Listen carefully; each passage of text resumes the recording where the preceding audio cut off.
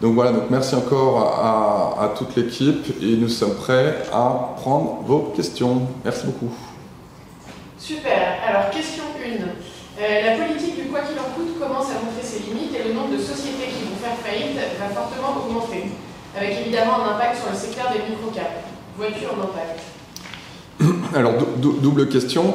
Donc, il est vrai que depuis la crise du Covid, toutes les sociétés de mauvaise qualité avaient plutôt bien performé en bourse parce qu'il y avait le PGE, il y avait toute la liquidité qu'il fallait. Donc, évidemment, vous savez que nous, par notre process, quand vous êtes low vol, low bêta, vous avez une structure financière de très forte qualité. Vous savez que dans le process 3e étape, nous, on regarde beaucoup la génération de free cash flow et la qualité du bilan. Donc, évidemment, donc je pense que le tri va être fait et ça va commencer à être fait parce qu'avec les marges des entreprises qui vont souffrir, avec les taux qui remontent, clairement vous avez vu que le taux 10 ans français est revenu à son plus haut depuis 2014, clairement quand la reprise de liquidité va être là et que ça va être plus compliqué, il va y avoir des secteurs qui vont souffrir et c'est pour ça que le stock picking va être de plus en plus important. Et nous, la beauté de la classe active microcap, c'est que vous avez un large choix des valeurs. Donc nous, vous avez bien vu les thématiques que l'on a sélectionnées.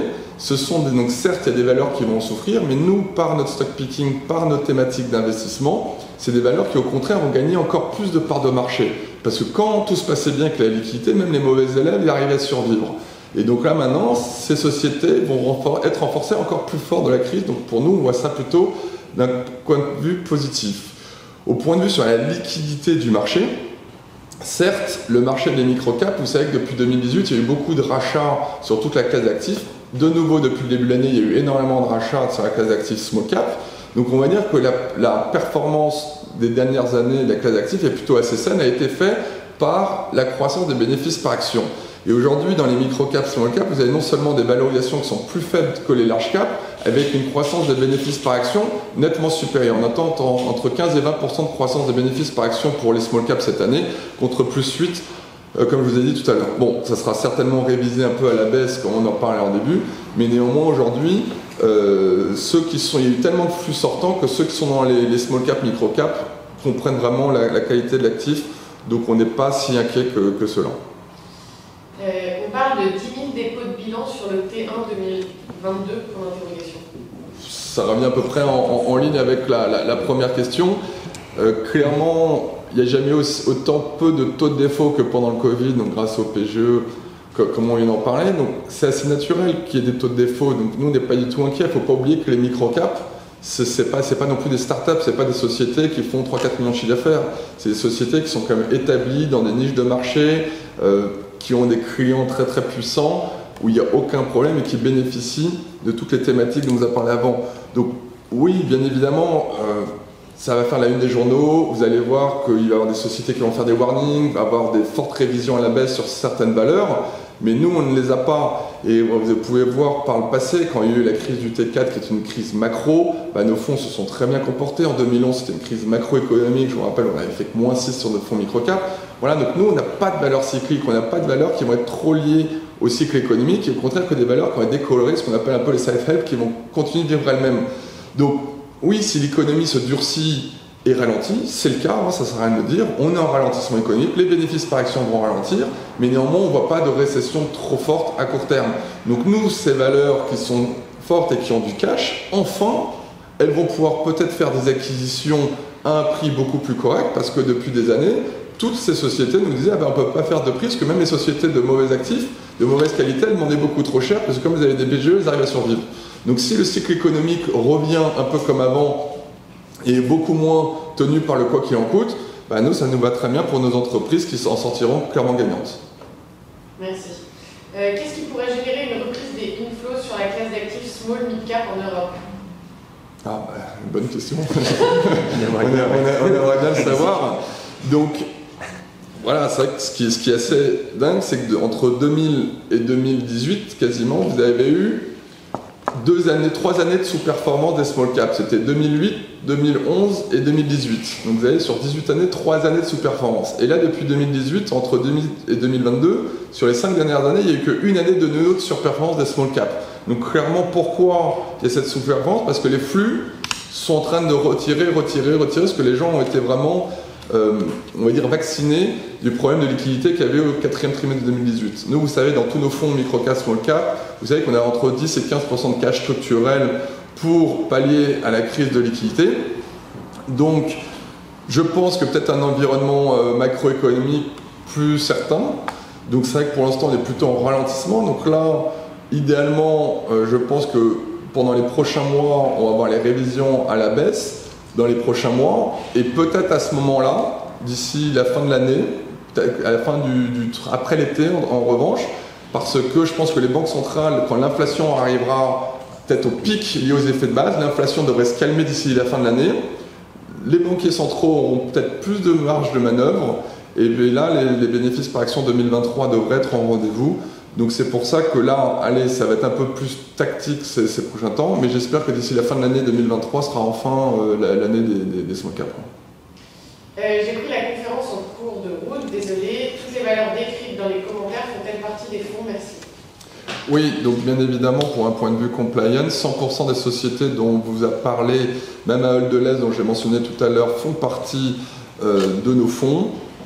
C'est vraiment le fonds flexible dans lequel vous retrouvez, je crois, à 9/10 des sociétés dont on a parlé. Je crois qu'il n'y en a peut-être qu'une seule qui n'est pas dans le fonds flexible, sinon vous les retrouvez dans tous nos autres fonds. Donc oui, bien évidemment, on ne va pas s'amuser de parler de valeur dans notre portefeuille. Sur Mobrook et plus généralement sur le marché polonais, ne trouvez-vous pas que c'est un marché caractérisé certes par un fort retour aux actionnaires via les dividendes, mais parfois au détriment de l'investisseur? Alors, il est vrai, j'ai laissé après Thibaut, c'est vrai que le marché polonais peut faire peur par sa gouvernance, et c'est pour ça qu'on a fait tout un gros travail dessus. Par exemple, Mobrook travaille directement avec le gouvernement, donc il n'y a pas vraiment aussi de problème. Mais c'est vrai que c'est un marché qui est peu connu, c'est un peu comme le marché grec qui est très peu détenu par ses investisseurs, ou souvent des investisseurs locaux. Et donc c'est à nous de travail d'aller trouver, il y a beaucoup de valeurs cachées, et surtout ça permet de sortir des sentiers battus que tout le monde connaît, qui ont été surdétenus et qui peuvent avoir problème de liquidité. Mais j'ai surtout laissé Thibaut qui est le spécialiste, parce que nous n'avons pas que du Mobrook, nous avons aussi d'autres valeurs polonaises en portefeuille. Exactement. Pour reprendre ce que disait Louis, de manière générale, je suis assez d'accord avec vous que c'est un marché qui favorise quand même le rendement à l'actionnaire et souvent en sous-investissement. Néanmoins, c'est là où aussi nous, on fait notre travail de stock picking, de sélection de valeurs, pour ne pas tomber dans ce type de piège. Si je vous reprends tout simplement l'exemple de Mobrook, lors de la publication des résultats annuels il y a à peu près un mois, ils ont annoncé un plan d'investissement de 80 millions de zloty pour doubler les capacités sur le segment de solidification et de stabilisation des déchets non organiques, et également pour augmenter de 8000 tonnes de capacité sur les incinérateurs. Donc c'est quand même une société qui investit fortement également pour générer de la croissance et surtout pour maintenir également l'arrivée des flux, des volumes dans ces centres de traitement. À titre d'exemple, juste pour illustrer ça, si on prend cet investissement, ce sera sur 2 années, donc 20 millions en 2022 et 60 millions en 2023, ça fera à peu près 25% du chiffre d'affaires 2023 investi. Donc c'est une société qui investit quand même, en plus de distribuer un fort dividende, investit suffisamment pour maintenir son activité, maintenir son pricing power et trouver des relais de croissance. Comme le disait Louis, ce n'est pas la seule valeur qu'on a en portefeuille qui vient de Pologne. On est également investi dans une autre société qui s'appelle Autopartner, qui est un distributeur de pièces de remplacement pour le secteur automobile, qui pareil a une allocation de capital stricte, mais efficiente, et qui distribue très peu de dividendes justement, puisque tout le free cash flow généré, qui est quand même assez important, est réinvesti dans la croissance. Merci. Pourquoi êtes-vous positionné sur Vivendi et pas sur Audet, où il y a peut-être un meilleur alignement des intérêts? Alors je vais essayer de répondre après Arthur. Donc vous savez que chez Gay-Lussac Gestion, nous avons une politique stricte de l'ESG. Et Vivendi est notre fonds flexible dans lequel nous sommes investis dans Vivendi. Et donc notre fonds est SFDR8, donc Vivendi passait les fourches codines, sachant que Audet, que nous apprécions beaucoup, ressort très mal classé en ESG, et donc on a des notes inférieures à 5,5, on a une politique stricte d'exclusion, donc malheureusement nous ne pouvons pas être investisseurs de Audet, mais alors qu'on sait qu'Arthur aime beaucoup, et il peut vous en parler si vous voulez. Bon, au-delà de ce que dit Louis sur l'ESG et qui est parfois frustrant, mais normal, ce qu'on apprécie chez Vivendi, donc on vous l'a dit, c'est la qualité défensive avec des actifs de belle qualité, mais également l'aspect spéculatif qui entoure la valeur, puisque, bon, voilà, je ne vais pas rentrer forcément dans tous les détails, mais tout est prêt pour que Bolloré SE se renforce significativement au capital. Donc à savoir que Bolloré SE détient aujourd'hui 29% du capital de Vivendi. Il y a de l'autocontrôle qui pourrait être annulé et il y a surtout l'OPRA qui pourrait se matérialiser avec une montée jusqu'à 50% du capital en autocontrôle qui pourrait être annulé par la suite et la montée avec le cash de Bolloré au sein de Vivendi. Donc on a cet aspect spéculatif qu'on aime beaucoup et qui confère un certain coussin, un certain plancher de valeur. Et c'est vrai que sans la note ESG, Oder entrerait totalement dans la thématique des corrélés dont vous avez parlé tout à l'heure, un peu comme Vivendi. Pourriez-vous rappeler en quoi consiste le low vol, low beta momentum et ce que ça apporte à votre gestion? Alors, c'est vraiment la base de notre process de gestion. Donc, je vous rappelle que pour chacun des fonds dans lequel nous avons chez Gay-Lussac Gestion, chaque fonds a une base de données propriétaire. Donc, on a tout un travail de base de données à faire. Et ces outils-là permettent de filtrer l'univers. Donc, par exemple, dans notre fonds Microcap France, c'est quasiment 600-700 valeurs Microcap France. Et nous, on va s'intéresser qu'au top 200. Et pour cela, on va faire un filtre de low vol, un filtre de low beta, un filtre de momentum. Et les valeurs qui vont rentrer le top 200, ça va être vraiment des valeurs qui vont être en adéquation avec notre philosophie de gestion. Je rappelle que notre philosophie de gestion, c'est de donner la récurrence de performance sur le moyen long terme à nos porteurs de parts, en prenant le moins de risques possible. Nous, on ne cherchera jamais à être le meilleur quand le marché explose, comme souvent au mois de janvier, où c'est l'effet janvier, c'est les valeurs à fort bêta, fort cyclique qui montent. Nous, on ne regarde pas les marchés, on ne regarde pas ce que font les copains. Nous, c'est vraiment offrir cette forte régularité et c'est pour ça que la plupart des objectifs des fonds, c'est donné pour nos fonds microcap du 7% de performance annualisée qui vous fait doubler votre capital et pour notre fonds flexible, c'est de faire du 5% de performance annualisée avec un budget de risque de 7%. Dans votre fonds flexible, quelle est l'allocation d'actifs? Alors l'allocation d'actifs est assez simple, c'est un fonds équilibré, donc on ne sera jamais investi à 0 ou 100 parce que vous avez compris, tout notre process de gestion repose est très strict et normé et permet et surtout essaie de plus possible retirer le biais humain. Parce que vous savez que quand ça se passe, c'est que quand il y a l'euphorie, vous l'achetez, c'est souvent le moment où ça va pas et vous allez vendre au plus bas. Donc pour éviter cela, comme disait Hugo tout à l'heure, c'est que le but du fonds, c'est un fonds équilibré qui va être plus ou moins investi entre 40 et 60 pour éviter d'être trop peu investi au plus bas et être trop investi tout en haut. Donc comment ça se passe? C'est comme on est low vol, low beta momentum, on va être investi long à 70% et on va shorter structurellement l'Eurostoxx de 20%. Et comme vous savez que l'Eurostoxx il a un bêta de 1 et nous on est low vol, low bêta, donc en gros on passe de 70 à 50%. Et bien cette couverture short nous permet que quand le marché est risk-off, de très bien résister. Je vous donne un exemple, c'est comme nos valeurs elles sont très décorrélées des marchés, quand le marché chute et que c'est que les cycliques, les bancaires, les pétrolières qu'on n'a pas, on collecte le gain de la couverture et nos valeurs passent à travers. C'est comme ça que de temps en temps, quand le CAC 40 peut perdre fortement, on peut avoir même une performance positive.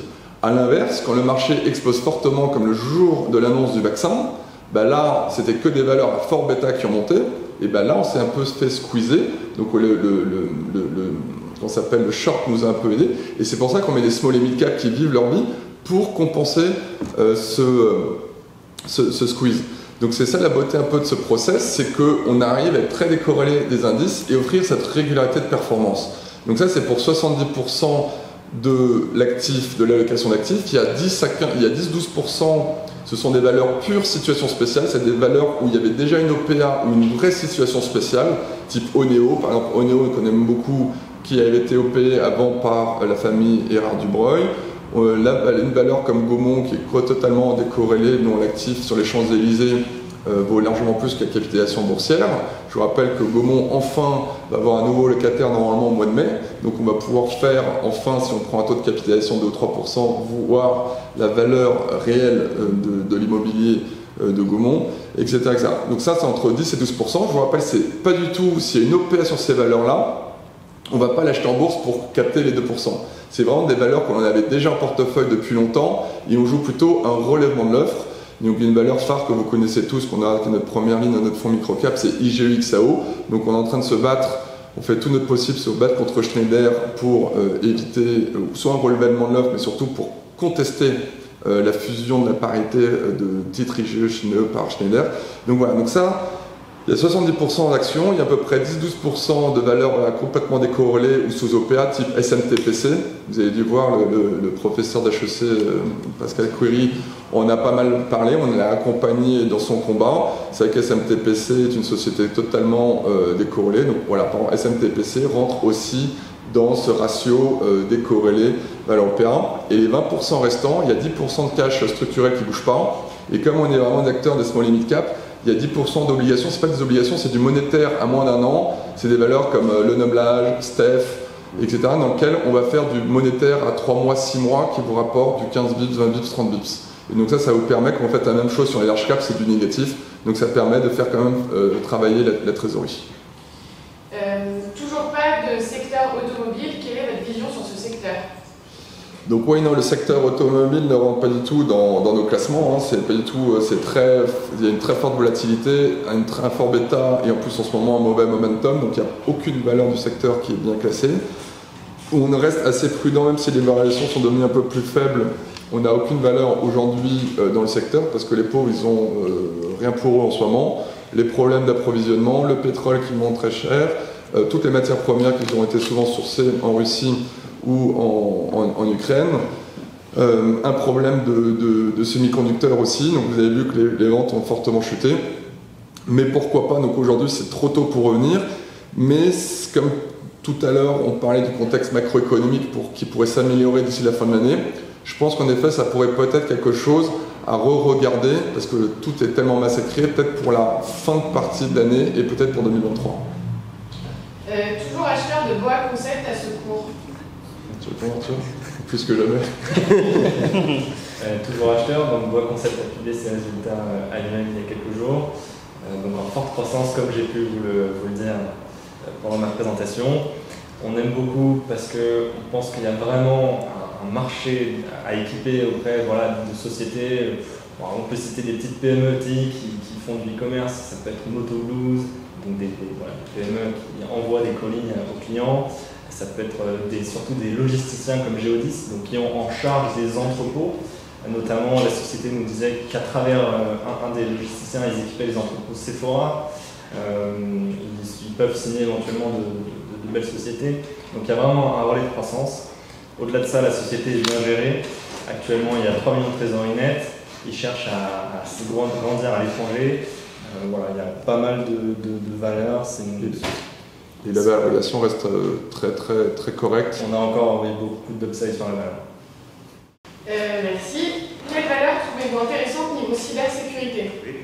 Nous, on joue un petit peu la thématique en indirect avec des sociétés comme Wavestone ou de l'IT servicing de manière générale.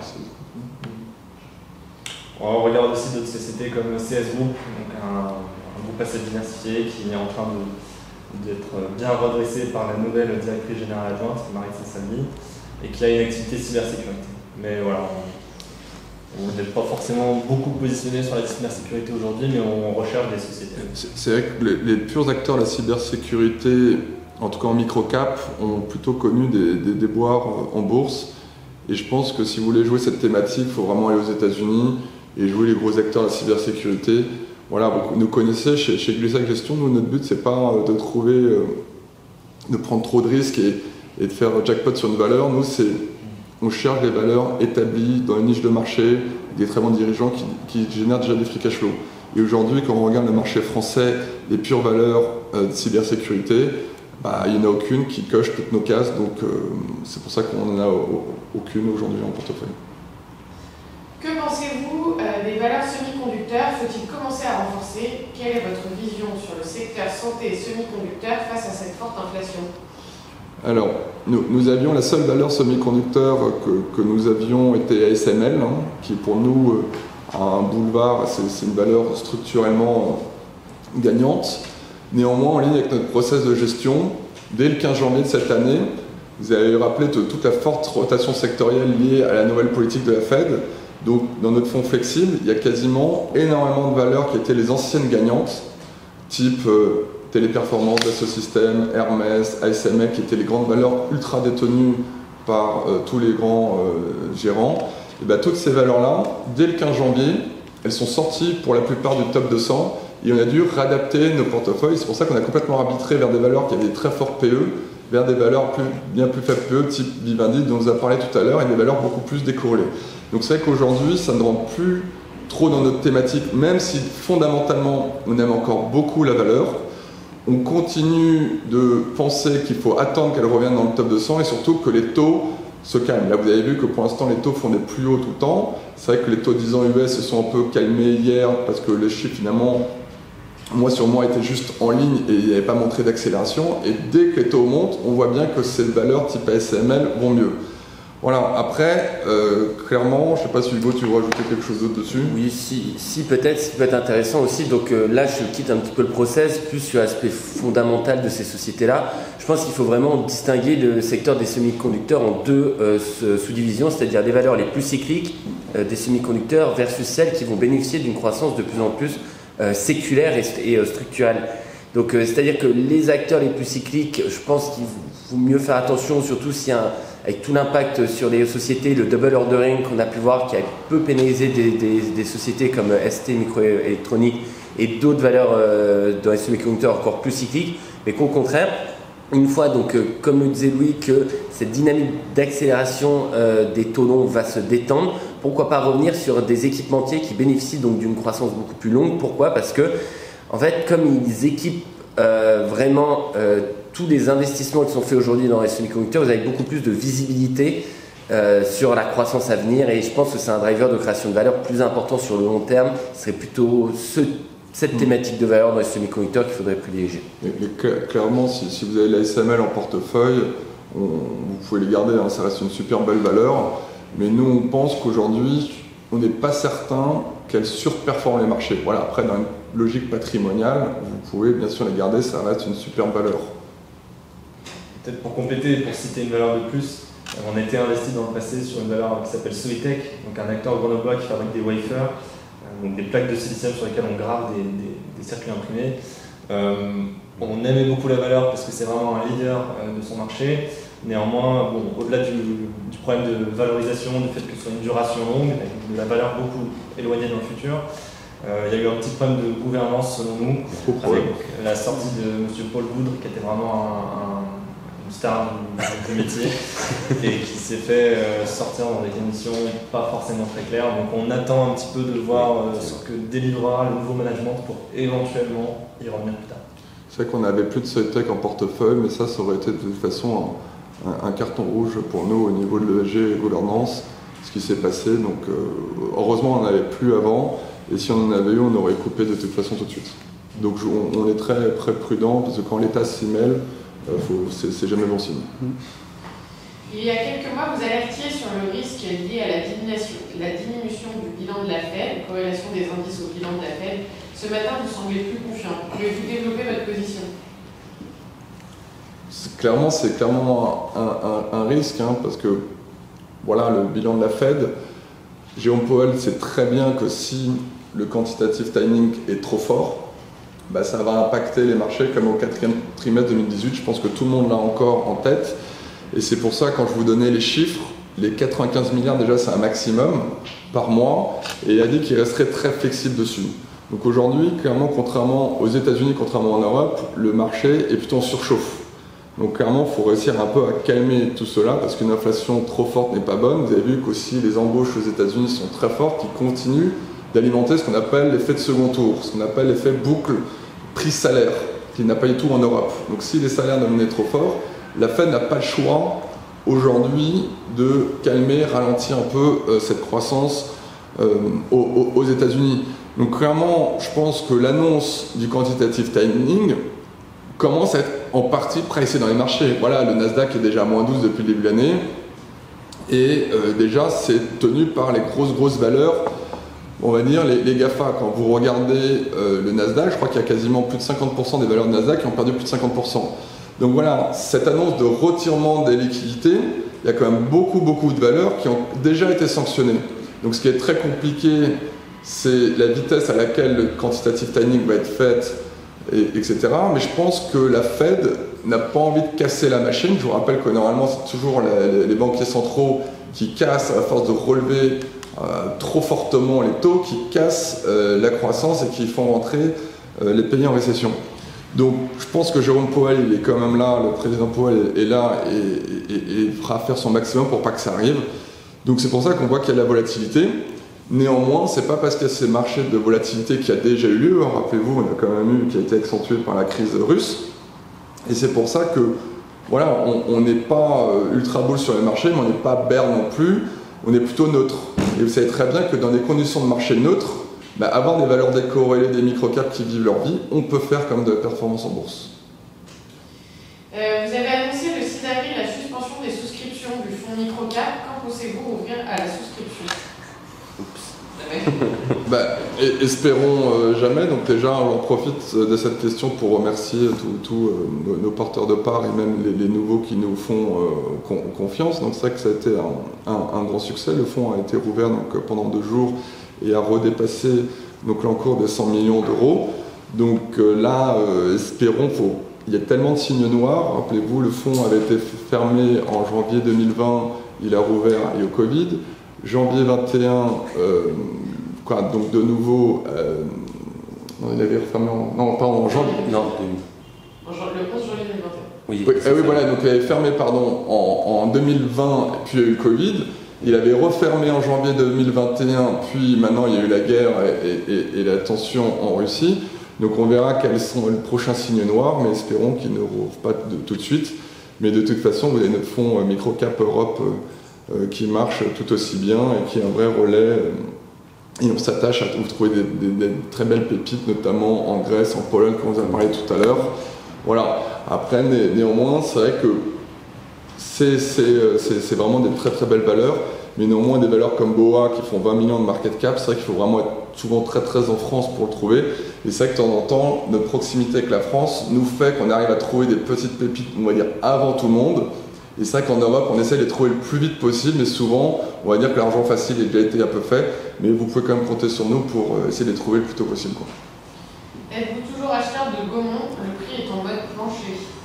Écoutez, alors oui, le prix en mode plancher, depuis que j'ai regardé la valeur en 2019, donc oui, c'est sûr. Mais après, ce qui est évident, c'est qu'en fait, cette valeur-là, une fois que vous regardez la situation bilancielle et l'immeuble sur le Champs-Élysées, c'est comme si votre catalogue de films était gratuit.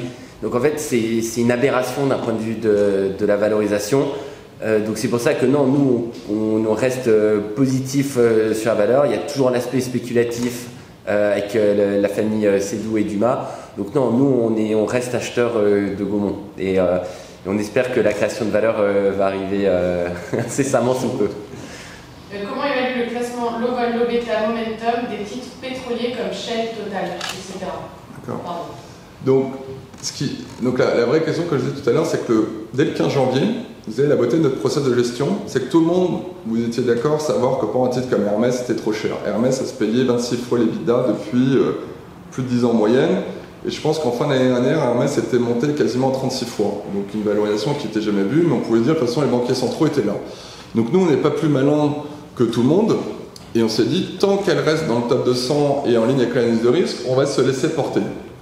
Et c'est vrai que c'est ce qui est arrivé sur Dassault Systèmes et sur plein d'autres valeurs qui étaient beaucoup trop chères. Heureusement qu'on n'est pas sorti beaucoup trop tôt, sinon on allait louper toute la deuxième partie de l'année dernière.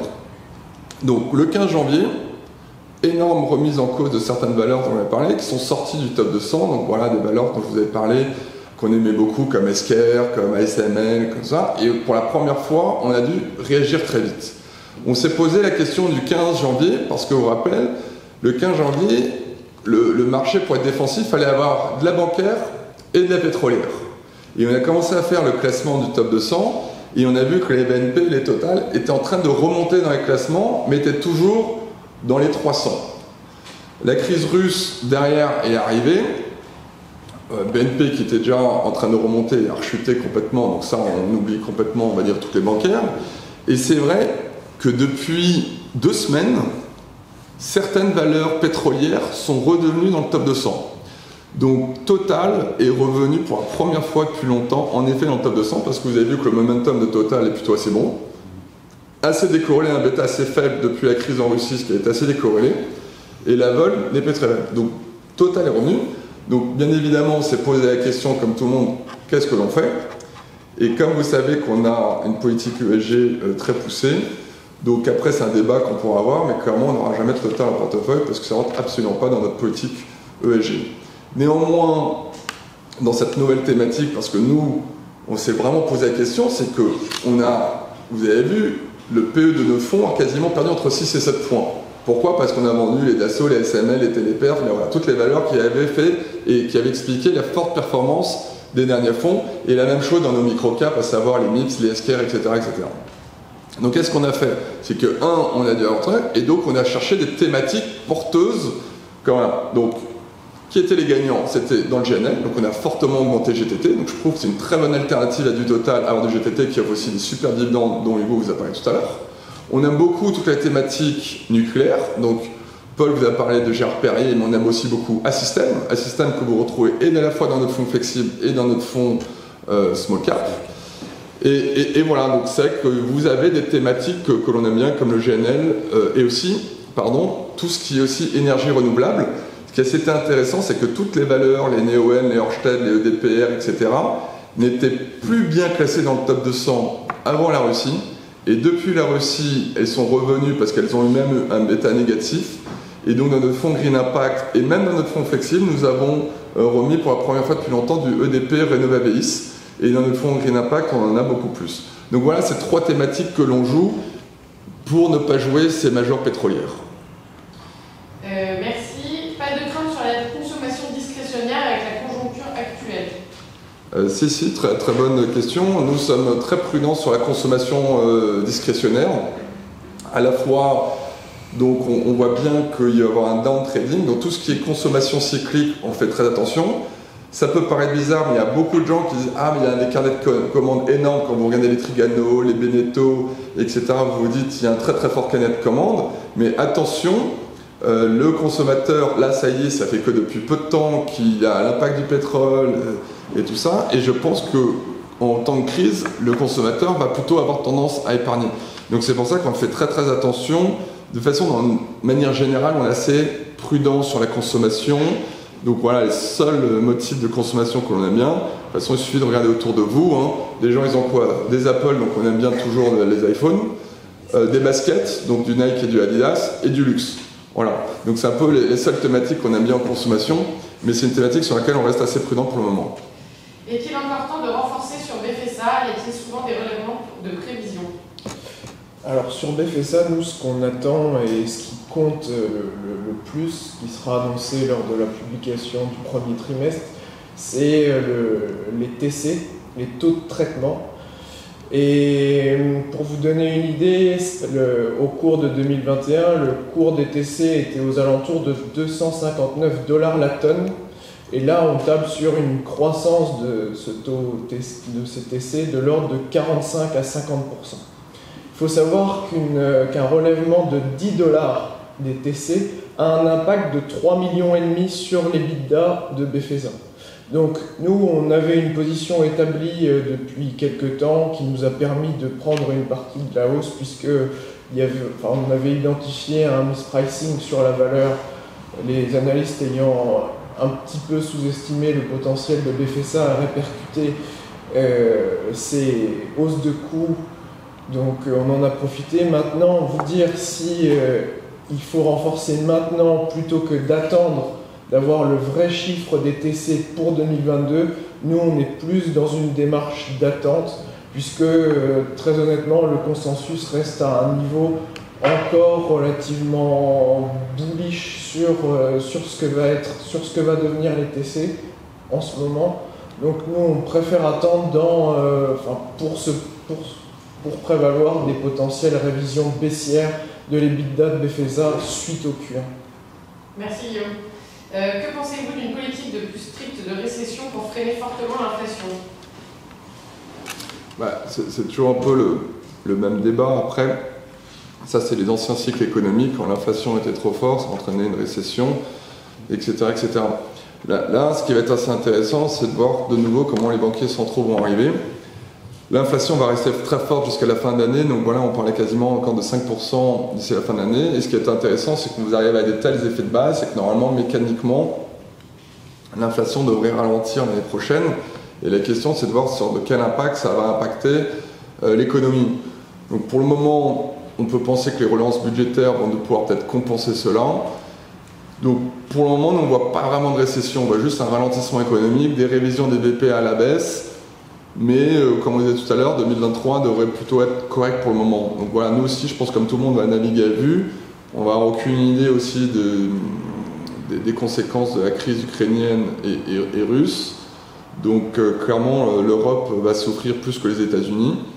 Néanmoins, on reste, c'est pour ça que plus d'actualité, on pense que notre process de gestion et la plupart des valeurs type très décorrélées dont on parle, même BFSA, voilà, même si c'est un peu plus prudent, ça reste des valeurs vraiment pas chères, décorrélées, que l'on a toutes en portefeuille, que l'on a beaucoup. Quoi. Votre avis sur le secteur du travail temporaire? C'est une bonne question. Après, ça reste toujours cyclique, donc on n'en a pas en portefeuille. C'est vrai que Crit et Synergie, que la plupart d'entre vous connaissent, ont fait des super publications. Crit permet aussi de jouer l'aéroportuaire pour ça. Donc, oui, pourquoi pas. Après, nous, je vous rappelle, ça ne rentre pas forcément en ligne dans notre process de gestion. Donc, il y a beaucoup de nos concurrents qui en ont. Ce sont des très belles valeurs. Donc, oui, pourquoi pas. Mais ça ne rentre pas dans nos thématiques. Donc, on est à l'écart pour le moment. Si je peux juste rebondir sur le secteur du travail temporaire, on est investi plus largement sur une valeur qui s'appelle freelance.com, qui va plutôt être sur des prestations sans caricaturer, un peu plus intellectuelles, justement qui sont plus dans la dynamique actuelle, qui permettent d'une flexibilité pour les grands comptes, plutôt que de devoir embaucher des ingénieurs, embaucher des développeurs en CDI, voire en CDD, de passer par des freelanceurs. Donc c'est un marché qui est très très porteur et c'est la valeur qui est la mieux positionnée en France pour bénéficier de cette très bonne tendance, avec des objectifs très ambitieux à 2024 et une allocation de capital assez stricte et efficiente. Je crois qu'on est... Ouais, s'il n'y a pas d'autres questions, en tout cas, c'est vrai que ça fait déjà quasiment 1h15, je crois qu'on a fait notre record. Donc je vois que vous avez été tous très, très convaincants, bravo. Merci à toutes et à tous, merci de votre fidélité, de toutes vos questions, c'était très intéressant. Toute l'équipe reste aussi à votre écoute, Victoria, toute son équipe commerciale, toute l'équipe aussi, si vous avez la moindre question, envoyez-nous des emails, appelez-nous. On est là pour vous servir et répondre à toutes vos questions.